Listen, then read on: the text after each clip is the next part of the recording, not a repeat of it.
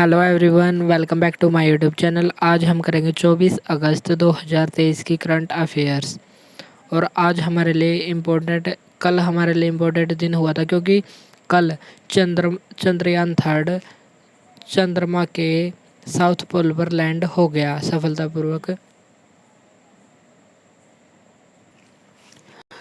भारत चंद्रमा पर लैंडिंग करने वाला चौथा देश बन गया है, लेकिन चंद्रमा के साउथ पोल पर लैंडिंग करने वाला भारत विश्व में पहला देश बन गया है। ये सफलता भारत ने कल प्राप्त की। इसके बारे में हम विस्तृत चर्चा करेंगे। चलिए तो हम शुरू करते हैं हमारे आज के फर्स्ट क्वेश्चन पर। 23 अगस्त 2023 को चंद्रयान थर्ड लॉन्च हुआ, जो चंद्रमा के दक्षिणी ध्रुव पर सफलतापूर्वक लैंड होने वाला दुनिया का सबसे पहला अभियान बना। तो इसका नाम क्या है? चंद्रयान थर्ड। और इसके लैंडर का नाम क्या था? विक्रम। और रोवर का नाम क्या था? प्रज्ञान। प्रज्ञान जो रोवर था वो अब चंद्रमा की सतह पर बाहर आ गया है। और यह कब हुआ था? 23 अगस्त 2023 को शाम के 6:04 पर। चलिए तो हम देख लेते हैं कि यह किसने लॉन्च किया था और इससे संबंधित महत्वपूर्ण जानकारी। इसरो की स्थापना कब हुई थी? 15 अगस्त 1969 को। इसका मुख्यालय कहाँ पर स्थित है? बेंगलुरु, कर्नाटक में। इसके पहले अध्यक्ष कौन थे? विक्रम साराभाई। और वर्तमान अध्यक्ष कौन है? एस एस सोमनाथ इसके अध्यक्ष हैं। और यह कहाँ से अपना सैटेलाइट को लॉन्च करता है? सतीश धवन अंतरिक्ष केंद्र, श्रीहरिकोटा, आंध्र प्रदेश से लॉन्च करता है। चंद्रयान फर्स्ट को कब लॉन्च किया गया था? 22 अक्टूबर 2008 को PSLV-C11 रॉकेट के द्वारा लॉन्च किया गया था। यह केवल ऑर्बिटर मिशन था, यानी कि इसका उद्देश्य केवल चंद्रमा की कक्षा में चक्कर लगाना था, घूमना था। और इसने किसके बारे में बताया? जल की उपलब्धता के बारे में बताया। चंद्रयान फर्स्ट से संबंधित हमें दो बातें ध्यान रखने। कब लॉन्च हुआ? 22 अक्टूबर 2008 को PSLV-C11 के द्वारा। यह ऑर्बिटर मिशन है, जल की उपलब्धता बताएगा। नेक्स्ट है हमारा चंद्रयान सेकंड। चंद्रयान सेकंड को कब लॉन्च किया गया? 22 जुलाई 2019 को GSLV-M के थर्ड M1 रॉकेट के द्वारा लॉन्च किया गया। और इसका वजन कितना था? 3850 किलोग्राम। यह है ऑर्बिटर, लैंडर और रोवर मिशन था। लैंडर का नाम था विक्रम और रोवर का नाम था प्रज्ञान। विक्रम जो हमारे पहले इसरो के अध्यक्ष थे, विक्रम साराभाई, उनके नाम पर है। और प्रज्ञान संस्कृत भाषा का शब्द है जिसका अर्थ है ज्ञान। इसका लैंडर और रोवर का मतलब क्या है? चांद पर उतरने और सतह पर चलने वाला चंद्रयान सेकंड था। और इसने दक्षिणी ध्रुव पर सॉफ्ट लैंडिंग का प्रयास किया था, लेकिन इसमें असफल रहा था। क्यों असफल रहा था? क्योंकि लैंडिंग से 2 किलोमीटर पहले लैंडर की स्पीड बढ़ने से यह क्रैश हो गया था। और 4 साल बाद, यानी कि 2019 से 4 साल बाद 2023 में 23 अगस्त 2023 को चंद्रयान थर्ड चंद्रमा के दक्षिणी ध्रुव पर सफलतापूर्वक लैंड हो गया है। और इसको कब लॉन्च किया गया था? 14 जुलाई 2023 को 2:35 पर लॉन्च किया गया था।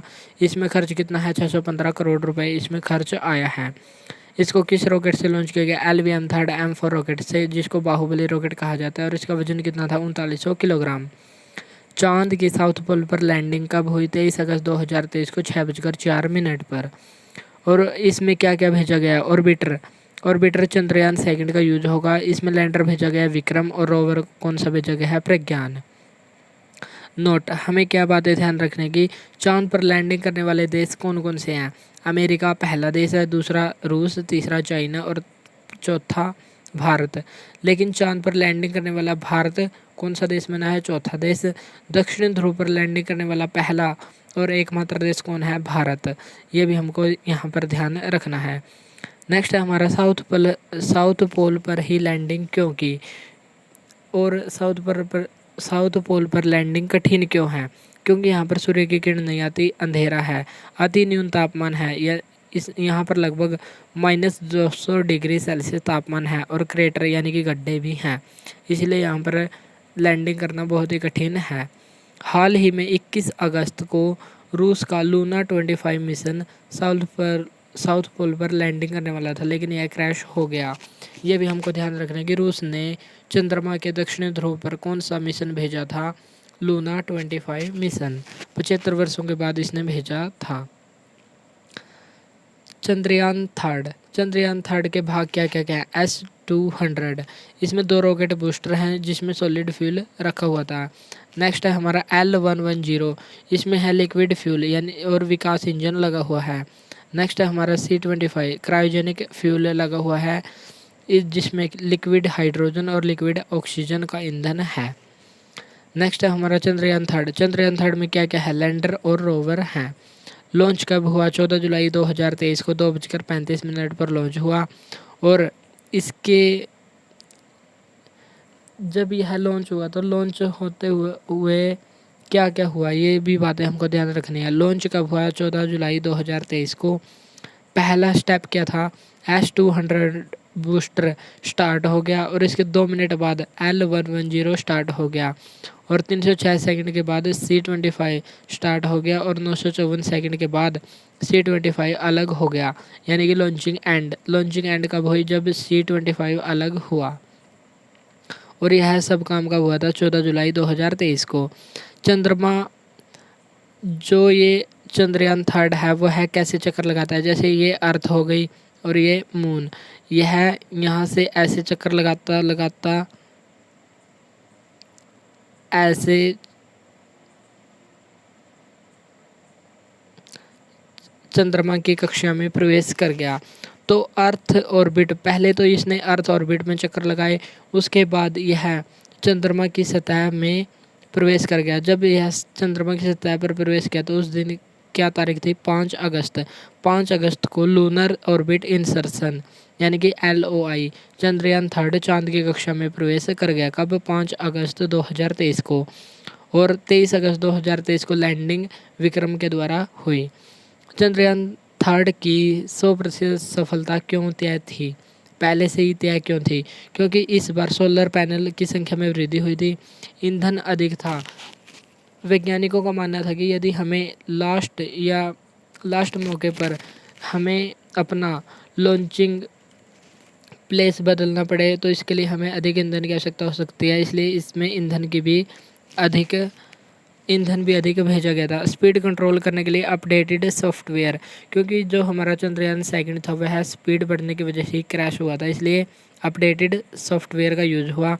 मजबूत लैंडर और लैंडर एरिया 40 गुना अधिक, यानी कि जो लैंडिंग एरिया है वह पहले थोड़ा था लेकिन अब 40 गुना ज़्यादा बढ़ा दिया था ताकि लैंडिंग करने में कोई समस्या न आए, इसलिए ये हमारी जीत पहले ही तय थी। डर के 15 मिनट, यानी कि लैंडिंग के 4 फेज़ कौन कौन से थे, rough breaking phase, altitude holding phase और फाइन ब्रेकिंग फेज़, और लास्ट था हमारा टर्मिनल डिसेंट। पहला फेज़ कौन सा था, पहला फेज़ था रफ ब्रेकिंग फेज़, जिसमें चंद्रयान थर्ड 1680 मीटर पर सेकंड की स्पीड से लगभग 30 किलोमीटर दूर था। सेकंड था हॉरिजॉन्टल वेलोसिटी, जिसमें कम की गई 7.5 किलोमीटर ऊंचाई पर था। और थर्ड फेज़ था एल्टीट्यूड होल्डिंग स्टेट, जिसमें 6.5 किलोमीटर की ऊंचाई पर था। और थर्ड फेज़ था फाइन ब्रेकिंग फेज़, जिसमें चंद्रयान थर्ड 800 मीटर दूर था और वेलोसिटी 0 हो गई। इस प्रकार चंद्रयान थर्ड 4 फेज़ में चंद्रमा की सतह पर लैंड हुआ। चंद्रयान थर्ड, इसमें 3 पेलोड भी हैं। 3 पेलोड उपकरण कौन कौन से हैं, रामभा उपकरण, शेप उपकरण, हैजार्ड कैमरा और चेस्ट, ये 4 महत्वपूर्ण पेलोड भी हैं, ये भी हमको ध्यान रखना है। अब चलते हैं हम नेक्स्ट क्वेश्चन पर। थाईलैंड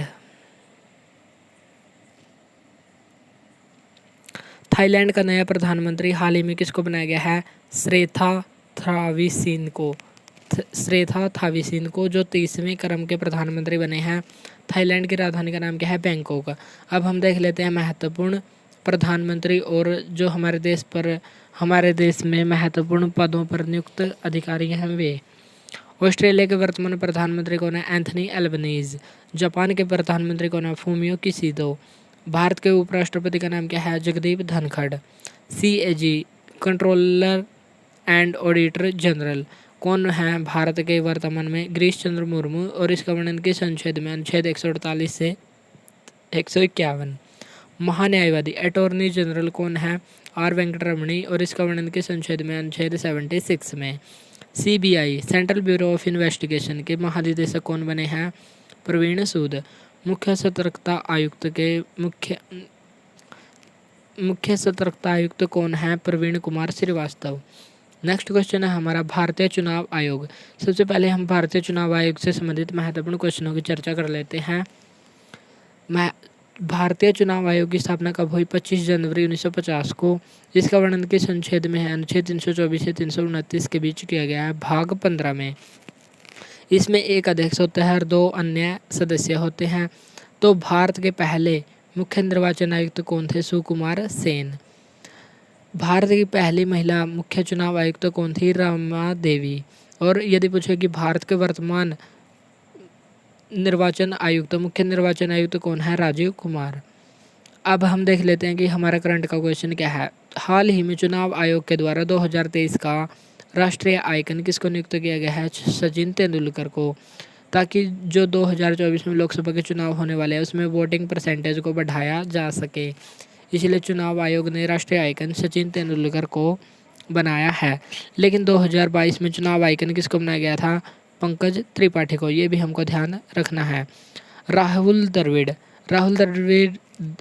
द्रविड़ को हाल ही में BPCL का प्योर फॉर श्योर कार्यक्रम का ब्रांड एम्बेसडर बनाया गया है।